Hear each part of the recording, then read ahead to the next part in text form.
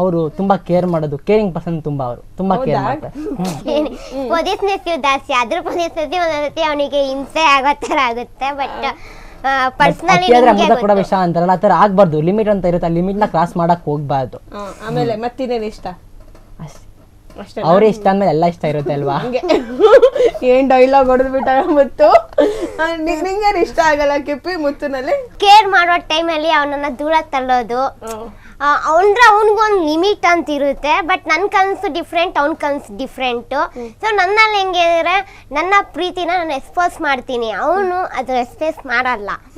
ಮತ್ತು ಇನ್ನೊಂದು ಅವನು ಬೇರೆಯವ್ರ ಮಾತು ಜಾಸ್ತಿ ಕೇಳ್ತಾ ಇರೋದು, ಬೇರೆಯವ್ರನ್ನ ಜಾಸ್ತಿ ಹತ್ರ ತಗೊಳ್ಳೋದು, ಬೇರೆಯವ್ರ ಜೊತೆ ಜಾಸ್ತಿ ಟೈಮ್ ಸ್ಪೆಂಡ್ ಮಾಡೋದು. ಮತ್ತು ಇನ್ನೊಂದು ಇಷ್ಟ ಆಗ್ತಿರೋದು ಕ್ವಾಲಿಟಿ ಅಂದರೆ ಮೊಬೈಲಲ್ಲಿ ಜಾಸ್ತಿ ಟೈಮ್ ಸ್ಪೆಂಡ್ ಮಾಡೋದು. ನನ್ನ ಜೊತೆ ಟೈಮ್ ಸ್ಪೆಂಡ್ ಮಾಡೋದು ಕಮ್ಮಿ ಮಾಡ್ತಾನೆ, ಮೊಬೈಲಲ್ಲಿ ಜಾಸ್ತಿ ಇರ್ತಾನೆ. ಅದೊಂದು ನಂಗೆ ಇಷ್ಟ ಆಗಲ್ಲ.